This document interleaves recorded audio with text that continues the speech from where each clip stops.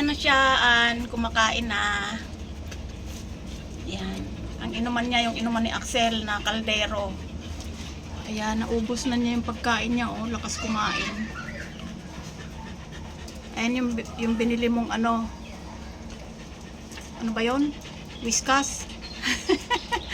Mauubos na, oh.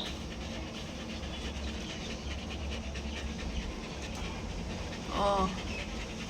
Lakas kumain. Sana mabuhay. Inggit. Inggit ang mga loko, oh. Inggit. Mga inggitera. Ayan, mga inggitera, oh. Ayan, dyan muna siya sa kulungan ni Axel.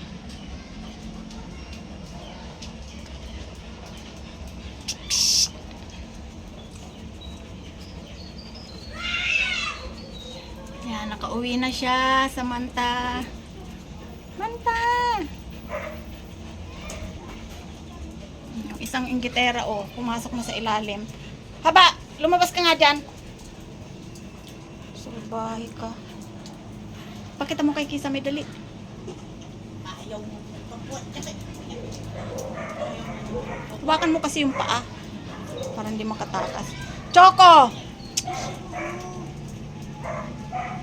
Baba mo dun.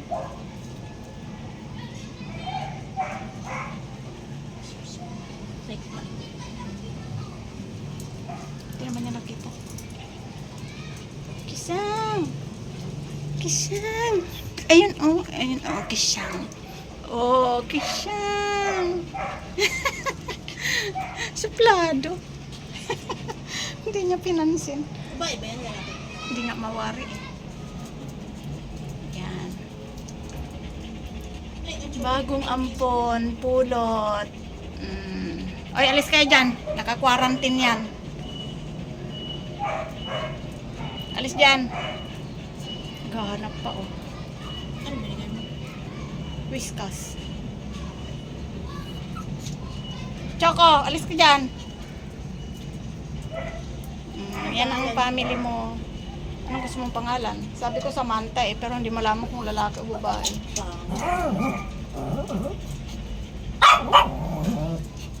Hoy, Choco! Alis ka dyan. Ba't mo kinakahol? Halika na. Shh! Choco! Naka-quarantine yan. Halika dito.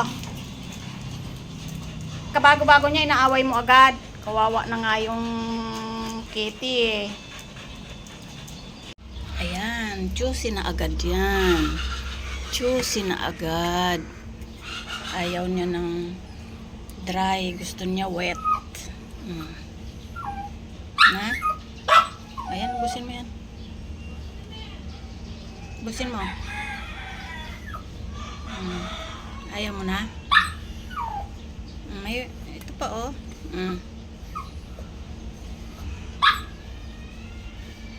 Yan, siya daw si Snowbell.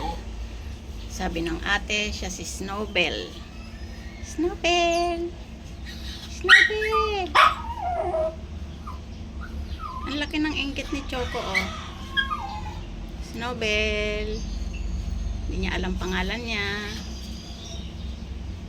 Snowbell! Yan, unang gabi niya rito. Natulog na siya dito kagabi. Kaso ayaw niya ng dry. Gusto niya wet. Yan.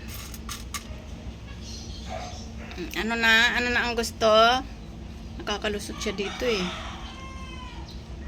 Hindi ka pala kasya dyan. Kakalusot ka dito sa butas. Naglinis na siya, oh. Tapos na siyang kumain. So, iinom na siya ng vitamins at pampalusog. Ayan. Inggit na inggit. Nilagay ko ulit yung harang para di ka makalabas dito. Nananakmal yan, eh. Bad yan, eh. Samantalang sila ate haba friend na, oh. Nandyan sa ilalim mo. Lilinis na siya ng kanyang sarili.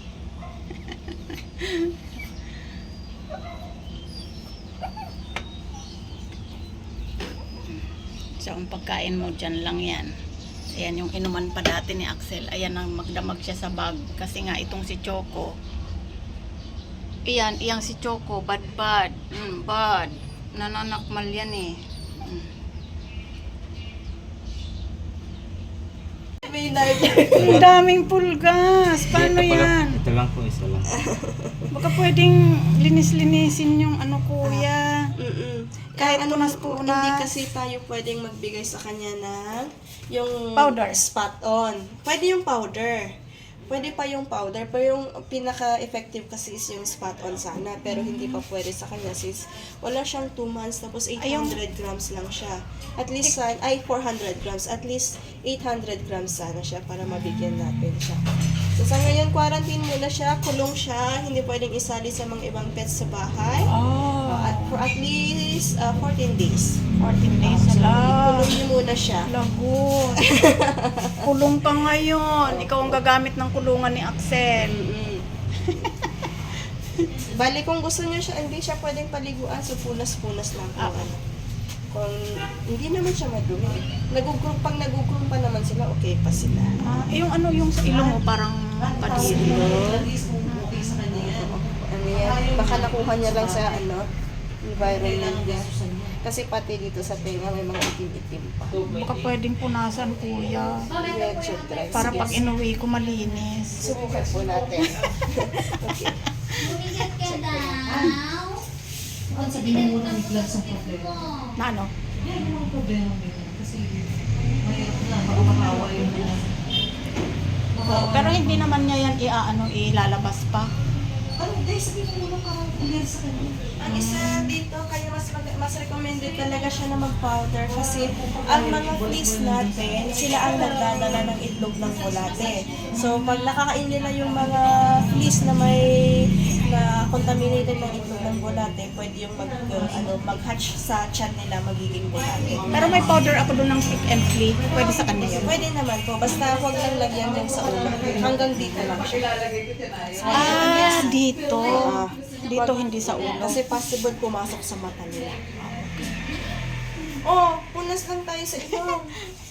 Punas. May bago na namang ampon. May ano ba yan, Doc? May baby book? Cat book? Bibigyan naman natin siya sa ngayon. Para wala may pa siyang- mamonitor din yung kanyang ano. Sa ngayon, wala muna siyang baby book since hindi pa naman siya ma-deworm. So, after 2 weeks, ibalik niyo para i-deworm na. Okay. Doon na tayo magbibigay ng baby book. Bali, doon naman is wala na tayong first visit, deworming lang. Ngayon lang ang may first visit and then may Ay, yung medication tayo. anti-rabies niya meron din ba? Anti-rabies, pag 3 months ang mga pusa natin before natin sila magbibigyan. Yun ang pinaka-minimum pati sa aso is Ay. dapat at least 3 months sila. Bibili na rin ako ng pagkain niya. May dry na pagkain kayo, Doc? Meron pero parang wala atang pang kittens. Okay. Wala akong wet na pang pusa. Ayaw kasi ni Kisame ng wet eh. Linis tayo. Hindi talaga matanggal yung sa ilong. Wow. Itim talaga siya. Ito talaga yung parang oil ata na na tumigas sa kanila. Sana mabuhay ka. Ngayon, Ayaw mo ng gamot? away na. Naglaway. Bukas ka na lang umaga ulit pagpapain. Naglaway. Ayaw niya yung lasa. Hindi siguro masarap. Ay, ginawa. Basta mga ganitong antibiotic at antibiotic, ayaw nila.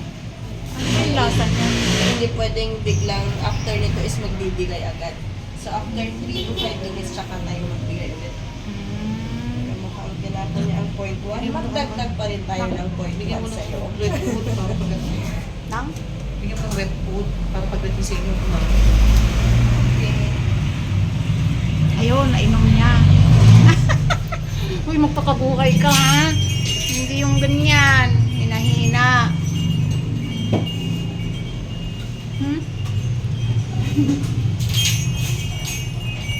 Ayan o. Babae ba? Ha? Wala siyang balls.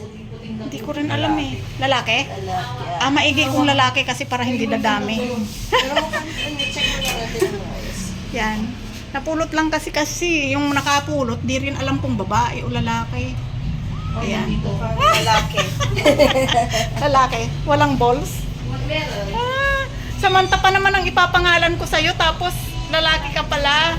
Samanto. Ano pangalan mo dyan? Pangalan mo dyan si Pulot. Oh. Anong tawag dyan? Protozoa po. Sila yung usually, normal siya talaga sa mga pets natin. Sa tiyan ng Hindi pets naman pala yan natin. delikado.